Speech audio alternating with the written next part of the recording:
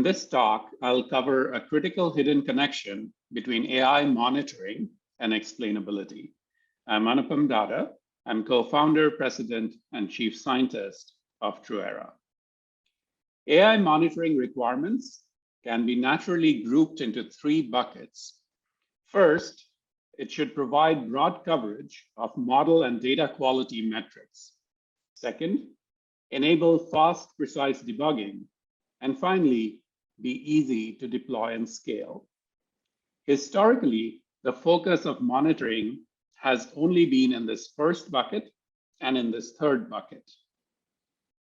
It is also extremely important to couple the coverage of model and data quality metrics with support for fast, precise debugging. And therein lies the critical hidden connection between AI monitoring and explainability. Monitoring is extremely important to identify a whole set of issues that can impact model performance and trustworthiness. First, there are data quality issues, which are a very common occurrence stemming from, for example, from broken feature pipelines. There could be changes in the external world. We saw that a lot during the pandemic when machine learning models for marketing, risk, and other use cases went whack when the world changed in a way that the assumptions encoded in the model no longer held true.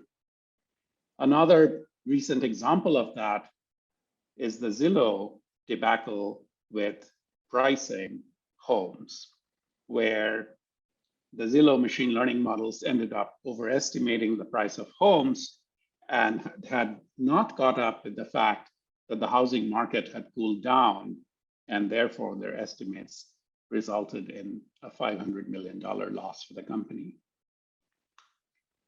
Models trained in one context can sometimes be applied in new contexts where they don't work as well. For example, NLP models trained on Wikipedia text, if they're applied to news articles, they may or may not generalize well. And it's useful to have monitoring methods that can detect these kinds of issues.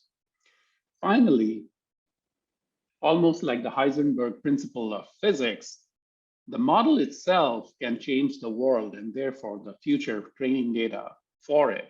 For example, models that are used to detect fake reviews, let's say on Yelp, can have an impact on which restaurants people visit, resulting in more reviews being available for certain kinds of restaurants and less so for others.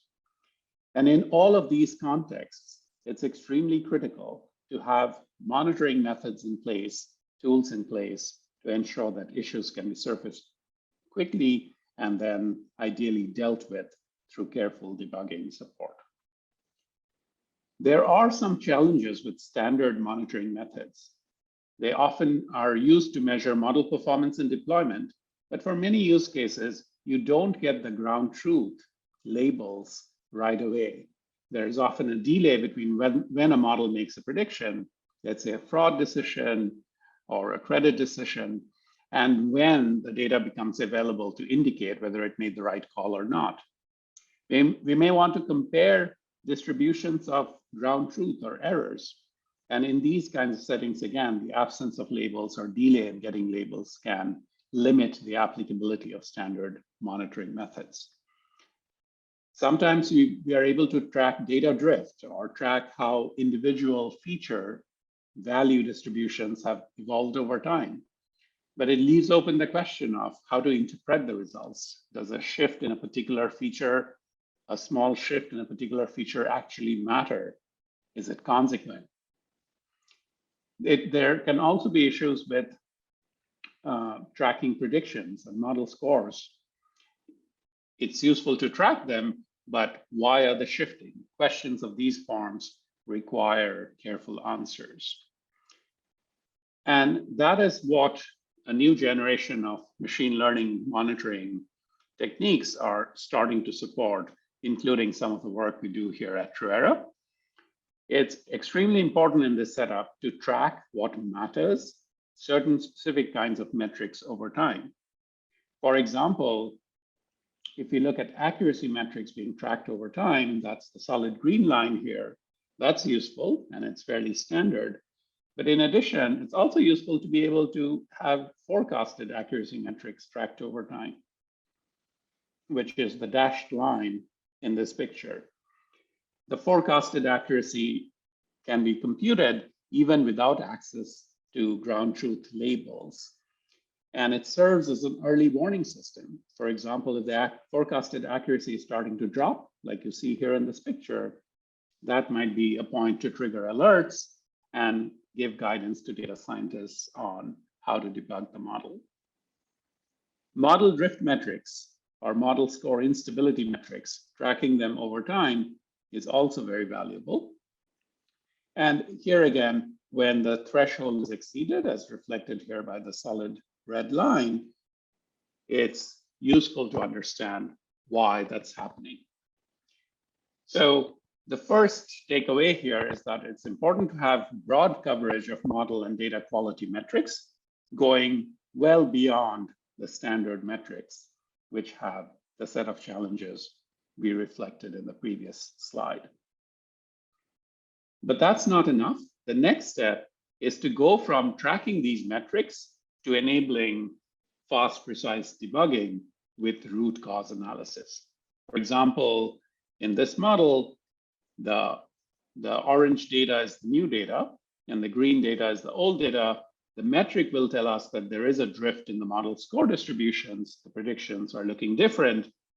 But what the root cause analysis on the right tells us is that the reasons for the drift are because of shifts in annual income or revolving balance and so forth, therefore directing the attention of the data scientist towards the areas which require careful examination. For example, this could surface that the model score distributions have drifted in a way that are justifiable. Let's say for this risk model, risk scores are going up, and it's because the annual income of the people who have started applying for loans have gone down. In that case, one might conclude that the model is still doing something reasonable.